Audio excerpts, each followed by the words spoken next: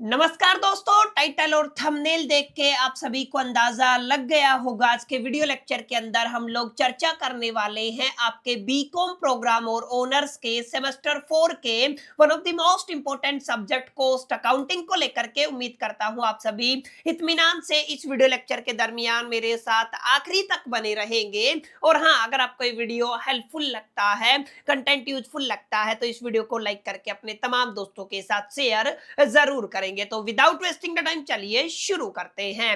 My dear friend, जैसा कि आप सभी मेरी स्क्रीन पे देख पा रहे होंगे, आज का हमारा video lecture one shot video lecture होने वाला है, जहां पर हम कॉस्ट अकाउंटिंग से जुड़े हुए थ्योरी बेस्ड उन क्वेश्चंस को प्रैक्टिस करेंगे जिनके इस बार आपके फाइनल एग्जामिनेशन के अंदर रिपीट होने की प्रोबेबिलिटी और चांसेस बहुत ज्यादा रहने वाले हैं। हालांकि इस वन शॉट से जुड़ा हुआ आज का हमारा पार्ट नंबर 2 रहने वाला है। इससे पहले ऑलरेडी मैं पार्ट 1 अपने चैनल के ऊपर अपलोड कर चुका हूं। अब ध्यान दीजिएगा, इस चीज से कोई फर्क नहीं पड़ने वाला।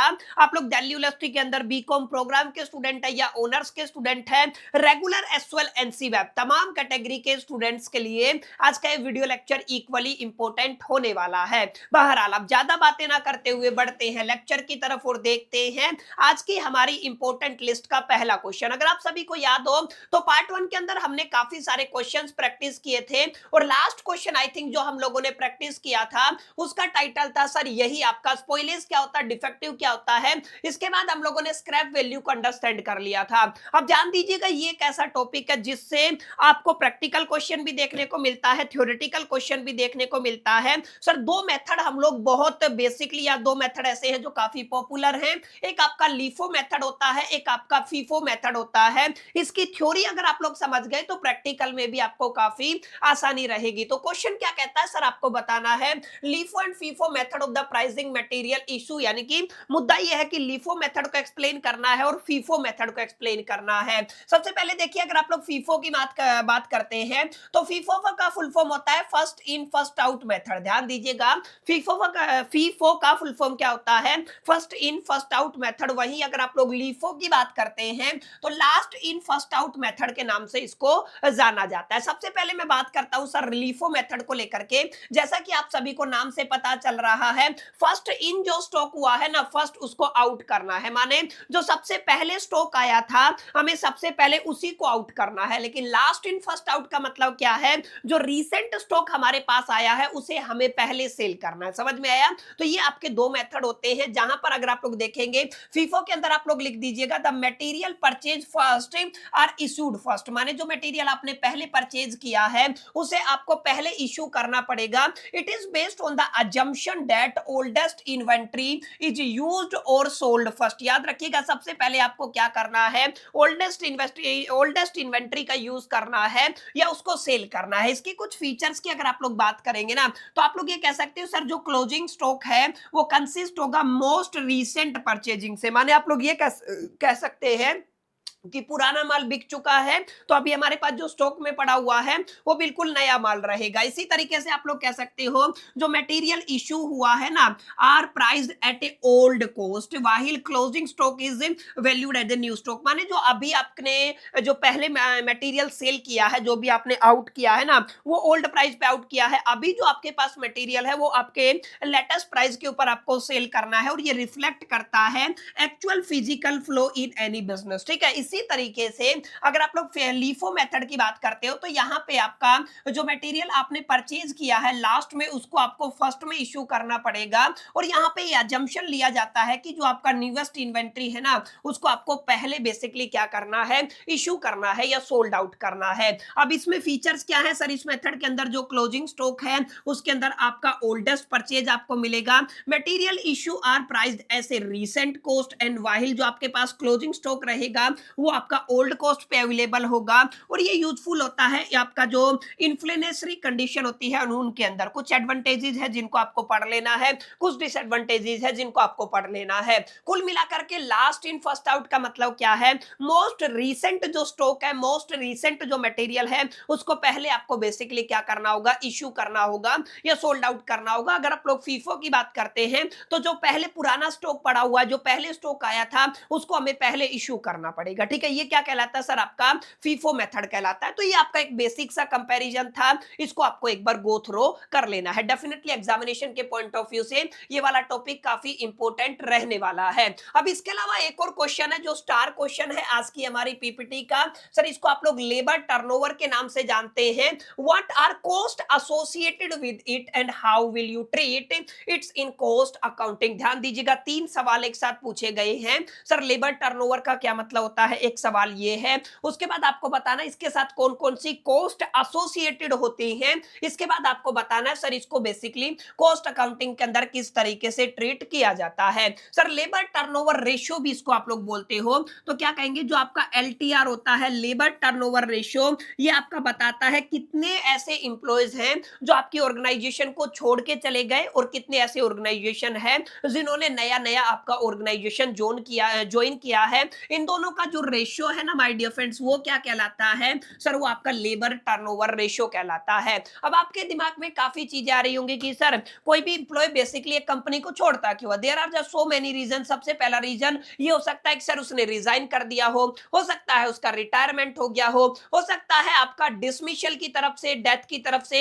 या ट्रांसफर की तरफ से, या वॉलंटरी बेसिकली लिविंग भी हो सकता है कि उसको वहां का कंडीशन पसंद नहीं आ रहा, उसके जो रेमुनेशन दिया जा रहा है वो पसंद नहीं आ रहा। वट एवर द सिचुएशन, अगर किसी भी सिचुएशन के अंदर एक इंप्लॉय जाएगा तो उसकी जगह दूसरा आएगा। दोनों का जो रेशियो है ना वो आपका लेबर टर्नओवर रेशियो कहलाता है। और जहां पर ये लेबर टर्नओवर रेशियो जिस ऑर्गेनाइजेशन के अंदर, जिस फर्म के अंदर ये कम होता है ना, यानी कि आपका जो आपके इंप्लॉयज का आवाजावी है वो कम है, इसका मतलब there is stability in the employees, in between the employees. ठीक है, तो ये आपको याद रखना। तो यहाँ पे यही बातें लिखी हुई हैं। सर अगर आप लोग लेबर टर्नओवर की बात करते हैं तो ये आपका रेट होता है एट विच इंप्लॉयज लीव। ध्यान दीजिएगा, इंप्लॉयज क्या करते हैं, लीव करते हैं किसी भी ऑर्गेनाइजेशन को and are replaced by a new employees. याद रखिएगा, जो उनकी जगह कोई नए इंप्लॉयज आ जाते हैं with in a given period, it is measured of the employee stability. ये क्या करता है, इंप्लॉय स्टेबिलिटी को मेजर करता है और रिफ्लेक्ट करता है movement of the worker in and out in the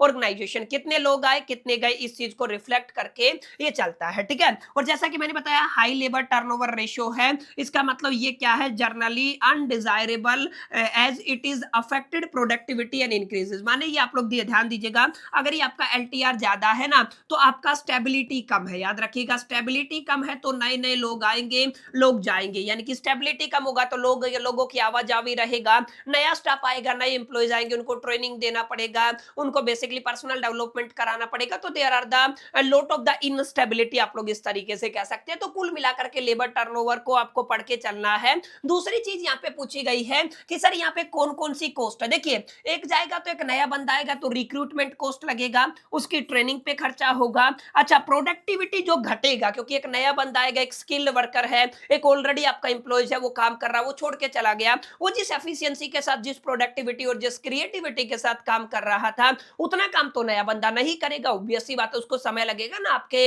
ethics, norms और डिसिप्लिन के साथ, आपकी कंपनी के वर्क एनवायरनमेंट के साथ, कल्चर के साथ ढलने के लिए। तो यहाँ पे प्रोडक्टिविटी डेफिनेटली रिड्यूस हो जाता है। इसके अलावा एक आपका आइडियल टाइम होता है। आइडियल टाइम जैसे आपका मशीन और जो आपका operations remain ideal due to the shortage और स्किल वर्क, यानी कि आप लोग कह सकते हैं आपके लोग चले गए हैं तो यहाँ पे मशीन्स और ऑपरेशन के अंदर है ना आइडियल शॉर्टेज देखने को मिल सकता है। इसकी वजह से आपका स्क्रैप और डिफेक्ट्स बढ़ जाते हैं और एफिशिएंसी डिक्रीज होती है। कुल मिलाकर के these are the cost associated with the labour turnover, यानी कि जब भी आपके लोग जाएंगे तो उनसे जुड़ी हुई कुछ कुछ कॉस्ट आपको यहाँ पे देखने को मिलती हैं। इनको भी एक बार गो थ्रो कर लीजिएगा प्लीज प्लीज, ये एग्जामिनेशन के पॉइंट ऑफ व्यू से काफी इंपॉर्टेंट रहने वाली है। एक बात मेरे को याद आया, एक टॉपिक मैंने नहीं कराया है सर, कॉस्ट के अंदर ना 2 तरीके की कॉस्ट होती है। एक को आप लोग कंट्रोल कर सकते हो, जिसको आप लोग क्या कहते हो सर, ये आपका कंट्रोलेबल कॉस्ट होता है। एक क्या होता है, अनकंट्रोलेबल कॉस्ट होता है। प्लीज इसको भी पढ़ लीजिएगा,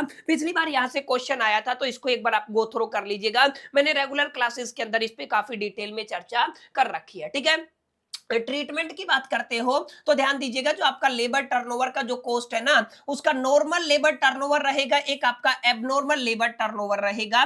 तो नॉर्मल वाला केस है तो उसको कंसीडर किया जाता है एज ए फैक्ट्री ओवरहेड, ये आपको याद रखना है, और इसको ट्रीट किया जाता है एज ए इनडायरेक्ट कॉस्ट। याद रखिएगा इसको कैसे ट्रीट किया जाता है, इनडायरेक्ट कॉस्ट की तरह ट्रीट किया जाता है। लेकिन एबनॉर्मल टर्नओवर के केस में इसको एबनॉर्मल लॉस माना जाएगा, और इसको बेसिकली कॉस्ट ऑफ प्रोडक्शन के अंदर इंक्लूड नहीं किया जाएगा, बल्कि डायरेक्टली कॉस्ट जो आपकी costing profit and loss account है वहां से डेबिट किया जाएगा। ठीक है, ये आपका ट्रीटमेंट है, इसको एक बार आपको याद कर लेना है, एग्जामिनेशन के अंदर कई बार पूछ लिया जाता है। अब एक और क्वेश्चन आपके एग्जामिनेशन के पॉइंट ऑफ व्यू से इंपॉर्टेंट रहेगा, जिसको आप लोग क्या कहते हैं सर, आइडियल टाइम कहते हैं। आइडियल टाइम का मतलब ये वो टाइम होता है during which the worker are paid, माने आपको वर्कर का सैलरी देना है लेकिन यहाँ पे कोई प्रोडक्टिव वर्क परफॉर्म नहीं किया जाता। जैसे अगर आप लोग बात करते हैं मटेरियल का शॉर्टेज हो गया है, अब आप लोग क्या करेंगे, इलेक्ट्रिसिटी ब्रेकडाउन हो गया है, आप लोग क्या करेंगे, मशीन का ब्रेकडाउन हो गया है, आप लोग क्या करेंगे, भाई वर्कर तो आ रहे हैं ना,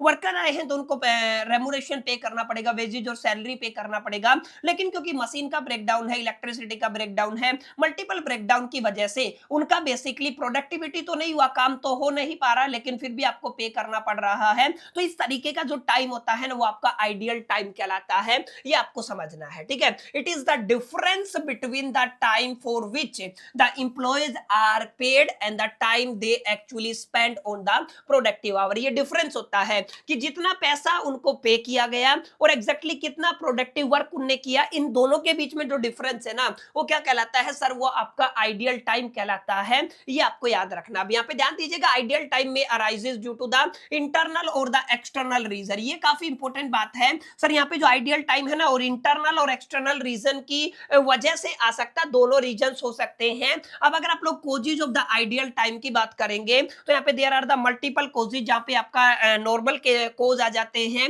एक आपका एबनॉर्मल कोज का कैटेगरी आता है। जैसे अगर आप लोग बात करते हो, एक तो आपका नॉर्मल के अंदर जैसे टाइम लॉस्ट हो गया है बिटवीन द जॉब, जैसे अगर आप लोग कहेंगे waiting for the next job instruction हो गया या मटेरियल हो गया। इसी तरीके से मान लीजिए आपका मशीन सेटिंग के अंदर या उसके मेंटेनेंस के अंदर जो टाइम जाता है, जैसे मशीन को सेट करने में टाइम जाएगा ही भाई, जब तक उसको सेट नहीं करोगे चलेगा नहीं, तो ये वाला टाइम हो गया, ये आपका नॉर्मल कोज है। जैसे टी ब्रेक हो गया, जैसे रेस्ट इंटरवल हो गया, जैसे time spend in checking and the जो आपका इंस्पेक्शन वर्क है उसके अंदर चला गया, waiting for the tools and the raw material. ये कुछ ऐसे कारण हैं जिनको आप लोग नॉर्मल कॉजेज की कैटेगरी के अंदर रख के चलते हैं। ध्यान दीजिएगा, बहुत बेसिक है, कोई ज्यादा सोचने वाली बात नहीं है। ठीक है, एबनॉर्मल के अंदर एकदम से मशीन का ब्रेकडाउन हो गया, पावर का फेलियर हो गया, रॉ मटेरियल का शॉर्टेज हो गया, टूल का शॉर्टेज हो गया, आपका बेसिकली लॉकडाउन हो गया, स्ट्राइक हो गया, पुअर सुपरविजन हो गया, कुछ इस तरीके की, आग लग गया, कोई इंसिडेंट हो गया। ये तमाम चीजें कहां पे आती हैं, एबनॉर्मल कॉजेज के अंदर आती है। ठीक है, तो ये आपको पढ़ लेना है प्लीज प्लीज प्लीज, एग्जामिनेशन के पॉइंट ऑफ व्यू से ये वाला क्वेश्चन बहुत जरूरी माना जाता है। ठीक है, इसको आपको पढ़ के जाना। अच्छा, सेशन का जो स्पीड है ना थोड़ा सा फास्ट रहेगा, क्योंकि हमें बहुत कम समय बचा हुआ है एग्जामिनेशन के अंदर, तो हमें सारे क्वेश्चंस को एक तरीके से कवर करना है। ठीक है, तो अगर आपको लगता है कि स्पीड ज्यादा है तो कमेंट करके बता दीजिएगा। अगला जो सेशन में न्यूमेरिकल का पार्ट 2 लेके आऊंगा, वहां पे मैं इस चीज को मेंटेन करके चलूंगा। अब इसके ट्रीटमेंट की अगर आप लोग बात करते हो तो याद रखिएगा, नॉर्मल जो आइडियल टाइम है उसका अपना एक ट्रीटमेंट होता है, एबनॉर्मल आइडियल टाइम का एक अपना ट्रीटमेंट होता है। जैसे नॉर्मल आइडियल टाइम का ट्रीटमेंट क्या रहेगा sir, it is a part of the factory overhead. ध्यान देना है, इसको part of the factory overhead माना जाएगा।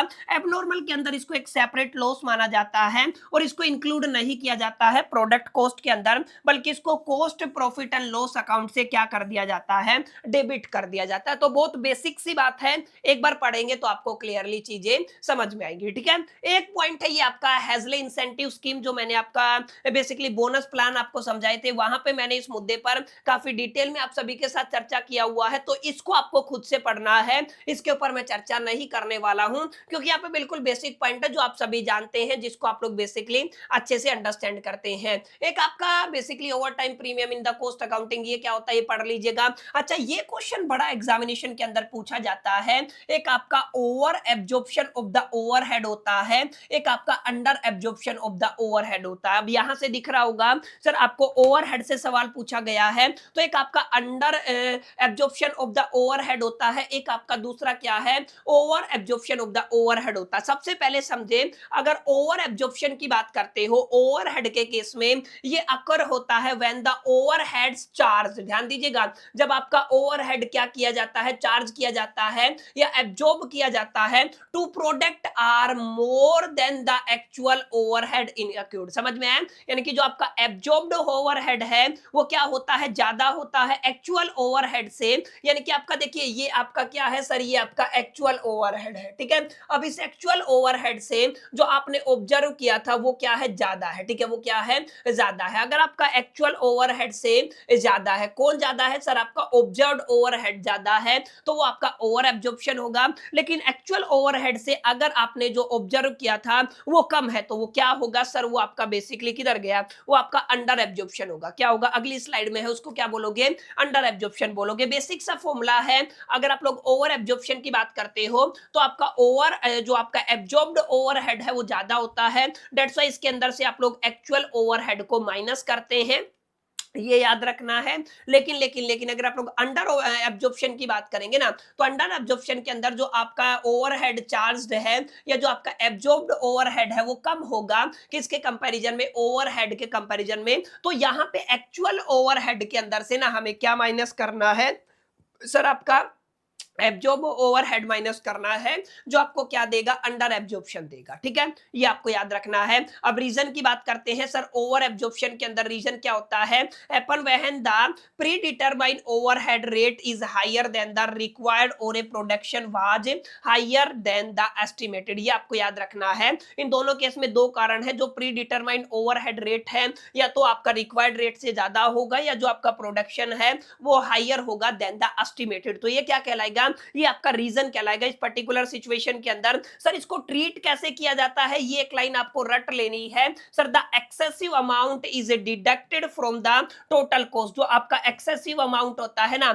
उसको टोटल कॉस्ट से एक तरीके से डिडक्ट कर लिया जाता है, adjusted through the costing profit and loss account if the significant. और अगर ये अमाउंट सिग्निफिकेंट होता है तो इसको एडजस्ट किया जाता है through the costing profit and loss account. ये लाइन काफी इंपॉर्टेंट है, अभी समझने का कोई गुंजाइश नहीं है तो प्लीज इसको अंडरस्टैंड कर लीजिएगा, सॉरी इसको याद कर लीजिएगा, क्योंकि एग्जामिनेशन के पॉइंट ऑफ व्यू से इंपॉर्टेंट रहने वाला है। इसी तरीके से अगर आप लोग रीजन की बात करते हैं अंडर एब्जॉर्प्शन के केस में, तो जो आपका रेट है या तो आपका कम रहेगा या आपका जो एक्चुअल प्रोडक्शन है वो कम रहेगा एक्सपेक्टेड प्रोडक्शन से। तो एक तो ये रीजन होता है। यहाँ पे याद रखिएगा शॉर्ट अमाउंट जो आपका होता है ना is added to the total cost, यानी कि बहुत कम अमाउंट है तो उसको आप लोग टोटल कॉस्ट के अंदर ऐड कर देते हो। If the amount is large, अगर आपका अमाउंट लार्ज होता है तो इसको ट्रांसफर कर दिया जाता है to the costing profit and loss account.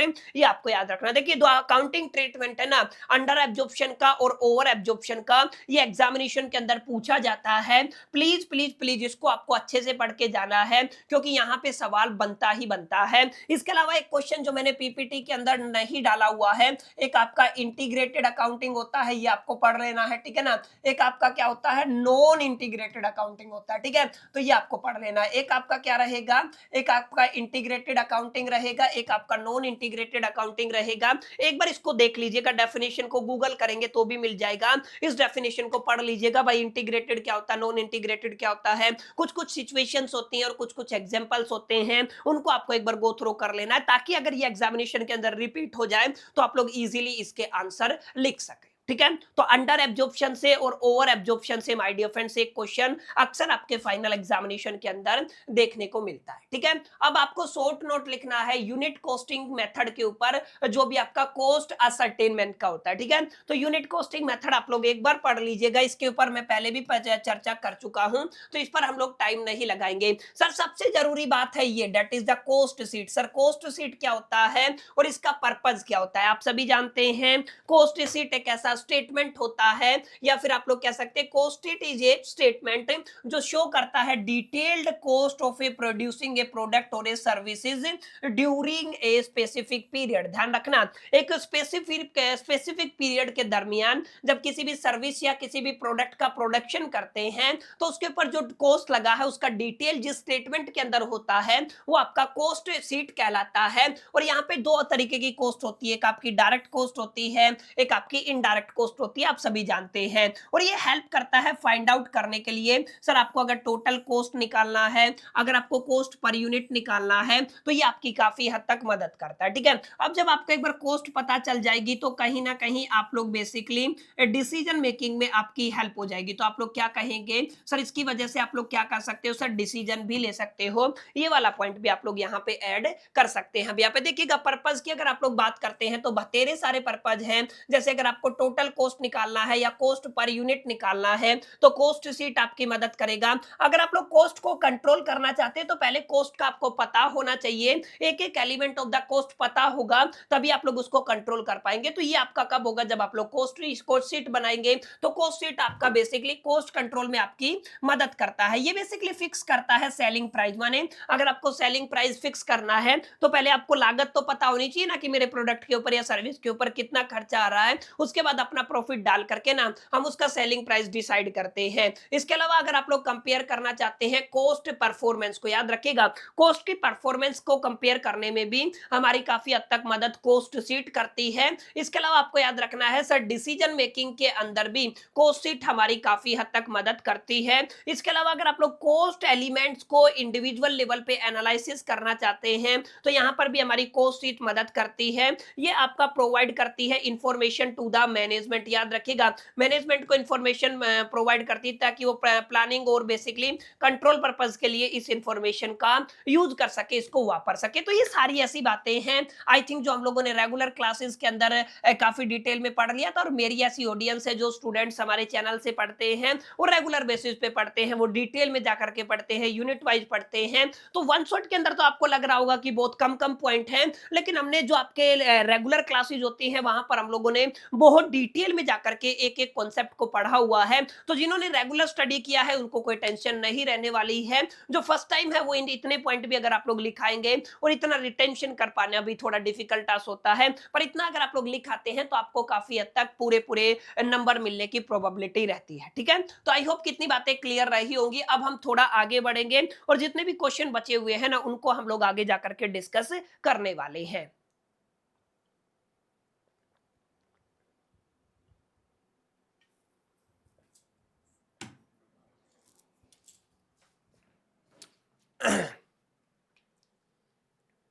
हाँ, ये क्वेश्चन काफी इंपॉर्टेंट है, ध्यान दीजिएगा।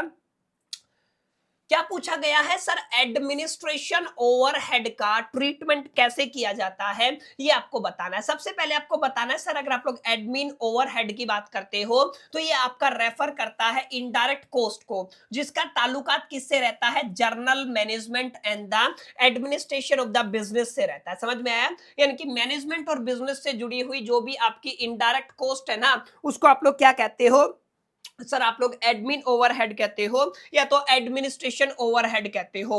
These do not related directly to the production, इनका डायरेक्टली ताल्लुकात प्रोडक्शन से, सेलिंग से या डिस्ट्रीब्यूशन से नहीं होता है। बस आपको जैसे एग्जांपल की बात करें, आपके ऑफिस का सैलरी हो गया, रेंट हो गया बिल्डिंग का, प्रिंटिंग और स्टेशनरी हो गया, टेलीफोन और इंटरनेट बिल हो गया, डेप्रिसिएशन ऑफ ऑफिस इक्विपमेंट हो गया, ये तमाम चीजें किसके अंदर आती हैं, सर ये आपके एडमिन ओवरहेड के अंदर आती है। तो इसको आपको याद कर लेना है।